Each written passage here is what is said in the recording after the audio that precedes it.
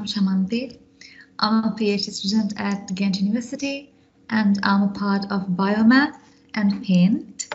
Biomath is into mechanistic modeling and data-driven modeling, and I'm also part of Paint, which is hardcore into surface sciences. And okay, in this presentation, I hope to introduce you to the Aquaspice project, which is the project that I'm involved in, and then move on to the modeling aspects of corrosion in my case study, on which my research is based on, and present some of the results that I have obtained from what I've done so far in corrosion. So Aquaspice is a large-scale project that involves 29 partners, and it aims for a circular industrial water use, and its objectives you can see on the top right of the slide. And I'm tasked with modeling the cooling cycle of a chemical plant, and on your right hand side again, through the bullet points, you can see what I plan to cover during the course of my research. And I have developed a thermal model for predicting the thermal performance of a cooling tower. And now currently I am working on the corrosion modeling of the cooling cycle.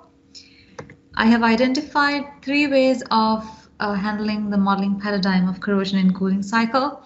The first one is on capturing the effect of water qualities on corrosion. And the second is on modeling the corrosion inhibition mechanism. And the third is on predicting the corrosion initiation and the propagation of corrosion along the length of the metal, depending on the geometry and everything. So I'll be applying all these modeling aspects to everything metal in the cooling cycle. That includes heat exchangers, piping, pumps, valves, all of it. I'm thinking. There are several factors that affect corrosion, and the interplay between these factors is complex. Therefore, it is difficult to capture everything with a mechanistic model, which is why a data-driven model had to be used. And I developed a preliminary data-driven model and using a 1 year's data set. Before developing it, I had to select the most appropriate input parameters or variables, features, from the set of features that was provided to me. And for this, I used weight-based ranking by adopting the support vector regression model. I basically fit the data into the model. I calculated the weights and I ranked the parameters according to the weights, and that's how I selected the features. And having selected the features, I developed a general regression neural network, which is capable of handling small data sets. And but the thing is, it can only make localized approximations, so it lacks the ability to extrapolate. So that's one shortcoming of it. This table presents the performance of the model, the regression coefficients. You can see that all of it is greater than 0.85.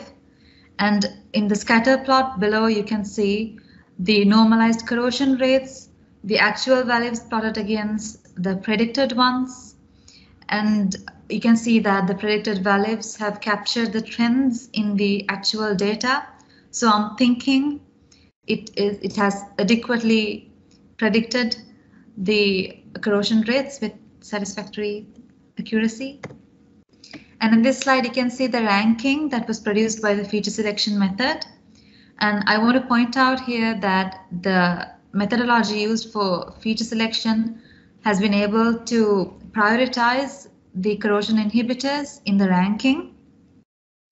But all the same, there are certain aspects that doesn't make sense. For example, free chlorine is towards the end, and I understand that free chlorine is an important factor.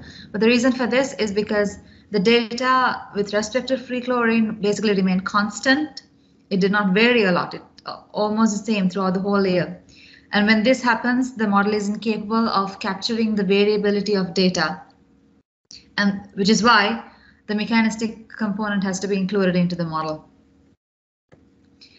So in conclusion, a data-driven model was developed, and a mechanistic component will have to be incorporated. I'm perusing literature for that right now.